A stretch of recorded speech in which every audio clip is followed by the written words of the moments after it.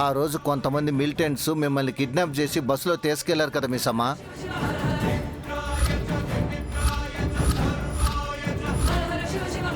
అప్పుడు సారు పట్టుకున్న militants jail నుంచి తప్పించుకున్నారు. వాళ్ళ వల్ల మీకు థ్రెట్ ఉంటుందని సెక్యూరిటీగా సోల్జర్స్ వచ్చారు.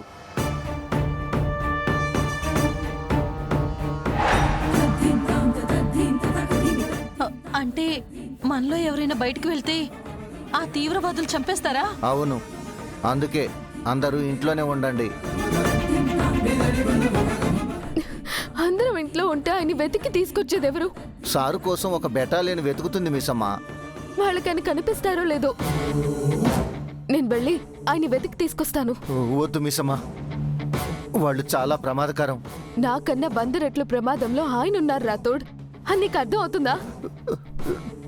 తెలుసు మిస్ అమ్మ, ఆ మిలిటెంట్స్ కి సార్ మీద ఇంకా ఎక్కువ కోపం ఉంటుంది. అందుకే నేను వెళ్తానంటున్నాను. ఆయనకి ఏం కాకుండా తీసుకొస్తాను. నువ్వేమన్నా పెద్ద వీరనారి అనుకుంటున్నావా? రాథోడ్ వద్దని చెప్తున్నాడు కదా, బయటికెళ్ళి అమర్ని సేవ్ చేయడం నీ వల్ల అవుతుందా? నా ప్రాణాలు అడ్డేసైనా సరే ఆయన్ని కాపాడతాను. ఊరికే వెదవ బిల్డప్ ఇవ్వకు. అమర్ కోసం వెతుకుతోంది ఏ దోపిడీ దొంగలో కాదు, పర్స్ తీసుకొని వదిలేయడానికి. వాళ్ళు కరుడు కట్టిన తీవ్రవాదులు, ప్రాణాలు తీస్తారు. ఆయన కోసం వెతికేది ఆ యముడైనా సరే నేను వెళ్ళి అడ్డంగా నిలబడతాను.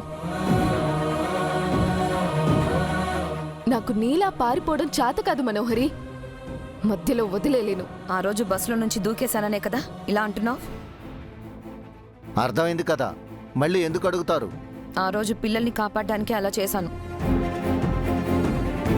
పిల్లల్ని వదిలేసి నీ ప్రాణాలు కాపాడుకోవడానికని చెప్పు.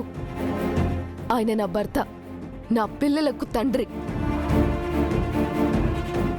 ఆయన్ని కాపాడుకోవడం నా బాధ్యత. అంటే అమర్పై నాకు రెస్పాన్సిబిలిటీ లేదని చెప్తున్నావా? ఉంటే సార్ కోసం మీరు వెళ్ళండి. అమర్ ఎక్కడున్నాడో నాకేం తెలుసు? ఎక్కడని వెతకాలి? అయినా బాగీకి మాత్రం అమర్ ఎక్కడున్నాడో ఎలా తెలుస్తుంది? నాకింటి విలువ తెలుసు, భర్త విలువ తెలుసు, తాలి విలువ తెలుసు, పిల్లల విలువ తెలుసు, బంధాల విలువ తెలుసు, బాధ్యతలు తెలుసు. ఆ విలువలే నన్ను ఆయన్ని దగ్గర చేస్తాయి.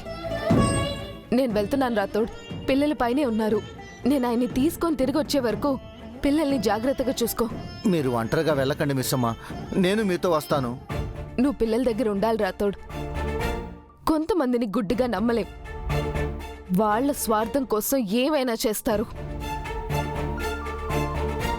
గతం మర్చిపోయిన ఆయన ఎక్కడున్నారో, ఎన్ని అవస్థలు పడుతున్నారో. నేను త్వరగా వెళ్ళాలి. మిస్ అమ్మ,